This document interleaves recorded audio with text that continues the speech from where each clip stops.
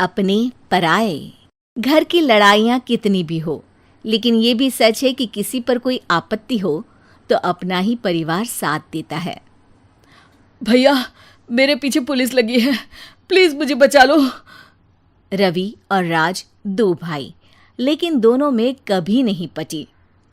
अरे क्या हुआ छोटे, क्या कर दिया तूने? अरे कुछ नहीं भैया, मेरा दोस्त है ना राजू, वो मुझे लेकर बैंक गया था। मुझे नहीं पता भैया कि वो वहाँ बैंक लूटने जा रहा है। मैं उसके साथ बैंक में घुसते ही सीसीटीवी कैमरे में दिख गया हूँ। अब पुलिस मुझे ढूंढ रही है भैया, मुझे बचा लो। राज कुछ सोचता है, फिर कहता है, ओके, तुम यहीं रुको, मेरा एक दोस्त पुलिस में है, मैं बात करता हूँ। तभी वहां रवि की बीवी राज की बीवी के साथ आ जाती है। तुम लोगों के घर जब तक पुलिस का आना जाना है, बच्चों को यहीं छोड़ दो, उन पर असर ठीक नहीं पड़ेगा। तभी वहां पुलिस आ जाती है। चलो चलो, कौन है रवि, थाने चलो। मैंने कुछ नहीं किया, मुझे कुछ नहीं पता। अरे वो तो पुलिस स्टेशन चलकर ही पता चलेगा कि कुछ पता है कि नहीं, चलो। कहानी का फ्लैशबैक। भैया, मुझे मेरे मकान में हक चाहिए ही चाहिए। अरे लेकिन छोटे, अभी मेरे बच्चों पर काफ़ी खर्चा है, तेरी भाभी की भी तबीयत ठीक नहीं रहती, बजट बिल्कुल नहीं है कि मैं अलग होकर रहूं। देख लो भैया, 1 महीना है तुम्हारे पास, जल्दी से घर खाली कर दो। अरे कैसी बात कर रहे हैं भैया, मेरे शरीर में अभी इतनी हिम्मत भी नहीं कि घर को खाली करे। तो क्यों अपना पोषण बेचा भाभी? अरे तुम तो जानती हो, पिताजी की बीमारी के कारण उन्हें हमारी ज़रूरत थी, कैसे आते पैसे। ससुर जी तो बूढ़े थे भाभी, उनकी बीमारी में भी पैसे लगाना कौन सा अकल का काम था? तो क्या पिताजी को मैं मरने के लिए छोड़ देता? अरे रवि, तू तो समझ, पापा को हमारी ज़रूरत थी, उन्होंने हमारे लिए हर वो काम किया जिससे हमें खुशी मिले। बैक टू रवि, जो जेल में बैठा है। ये मैंने क्या कर दिया था? मैं ना पिता का हुआ ना ही भैया का। मेरे साथ जो हो रहा है ठीक ही हो रहा है।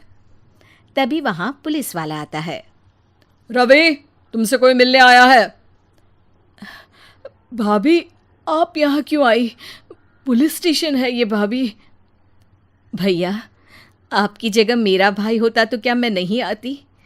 अच्छा, ये खाना ले लीजिए, खा लीजिएगा।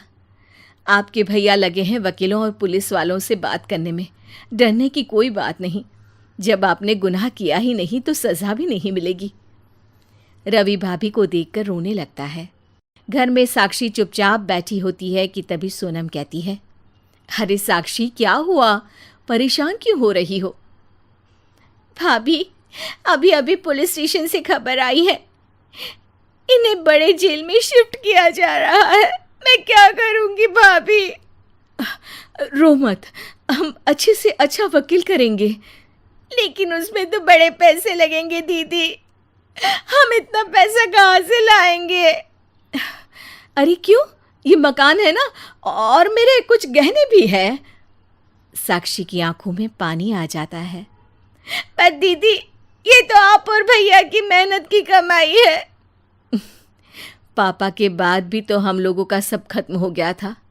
पापा को तो बचा नहीं पाए, लेकिन भैया को ज़रूर बचा लेंगे, और भगवान चाहेंगे ना तो दोनों भाई मिलकर इससे भी बड़ा मकान खड़ा कर लेंगे। साक्षी। थोड़ी देर में राज वहाँ आता है। सोनम सही कह रही है साक्षी, पैसों की कमी के कारण किसी भी बेगुनाह को सज़ा नहीं मिलती। राज एक अच्छा सा वकील करता है। सोनम और साक्षी बचाए पैसे और अपने गहनों को बेचकर रवि का केस लड़ते हैं और जल्द ही रवि जेल से बाहर आ जाता है।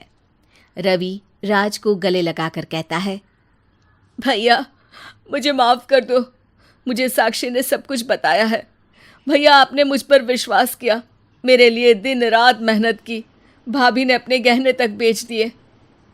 भैया, आपने तो पापा के लिए भी पैसे नहीं देखे, लेकिन मैं बहुत ही सेल्फिश निकला। भैया, एक आखिरी बार मुझे माफ़ कर दो, मैं शर्मिंदा हूँ। अरे भाई, अपने तो अपने ही होते हैं, पापा ने हमारे लिए क्या नहीं किया ये तुम्हें बताने की ज़रूरत नहीं है मुझे। और फिर तू तो मेरा भाई है। पैसे से बढ़कर रिश्ते होते हैं भाई।